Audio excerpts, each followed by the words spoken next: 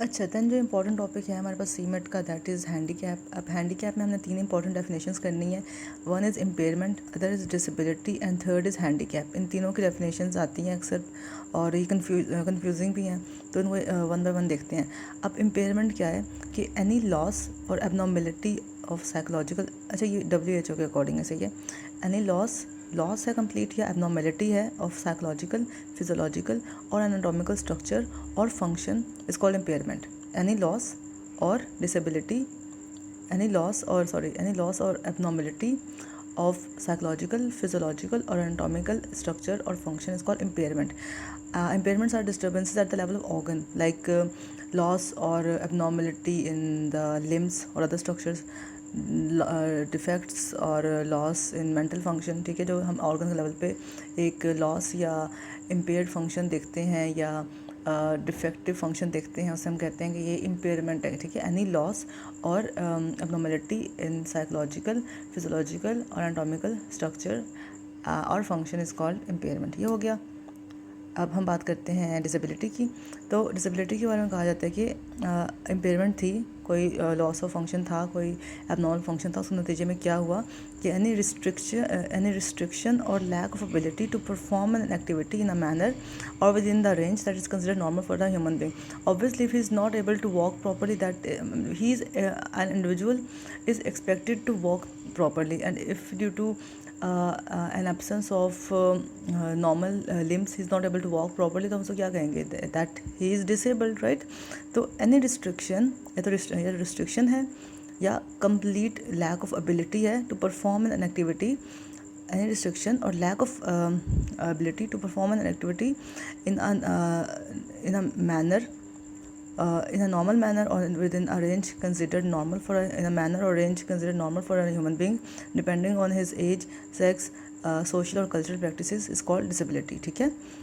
Any lack or restriction in performing an activity in a manner or range that is considered normal for the individual based on his age, sex, social or cultural practices is called disability. And the term disability reflects the consequences of impairment in terms of function loss or in terms of functional performance, ठीक है। जो consequences of impairment को बताता है in terms of functional performance, that is called disability, ठीक है।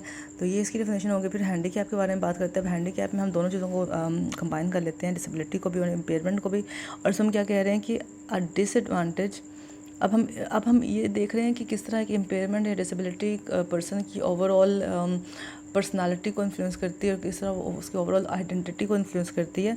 कि a disadvantage for a given individual, disadvantage है ना किसी गिवन इंडिविजुअल के लिए, रिजल्टिंग फ्रॉम एन इम्पेयरमेंट और डिसेबिलिटी, दोनों आ गई इसमें। Disadvantage for a given individual resulting from impairment और डिसेबिलिटी दैट लिमिट्स और प्रिवेंट्स। अब हर एक में हम लोग क्या देख रहे हैं कि या तो कंप्लीट लैक है या फिर रिस्ट्रिक्शन है, दैट लिमिट्स और prevents the fulfilment of a role expected of him in the society that's normal for that individual. अब एक इंडिविजुअल से नॉर्मल जो रोल एक्सपेक्ट कर रहे हैं तो वो तो नहीं परफॉर्म कर पा रहा ना, मतलब उसकी जो ओवरऑल आइडेंटिटी है वो क्या हो गई है, हैम्पर हो गई है। तो उसके लिए हम वर्ड यूज़ करें हैंडीकैप का, ठीक है। A disadvantage for an individual resulting from impairment or disability that limits or prevents the fulfillment of the role expected of him in the society that's normal for that individual, ठीक है।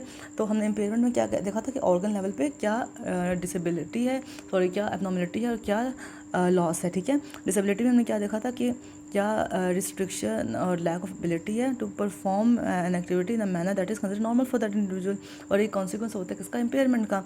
Handicap में हमने क्या देखा, it's disadvantage for individual, disadvantage for a given individual resulting from impairment or disability that prevents or limits the fulfillment of the role that is expected of him in the society। तो इसमें क्या वो कह रहा है कि वो जो एक कोई टास्क है उसको सही से परफॉर्म नहीं कर पा रहा, जबकि हैंडीकैप में एक प्रॉपर जो उसका रोल है सोसाइटी में वो उसको फुलफिल नहीं कर पा रहा।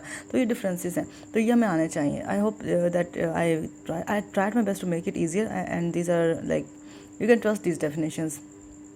मैंने थोड़ी स्लाइड्स वगैरह सी ली हैं, तो I hope it was helpful.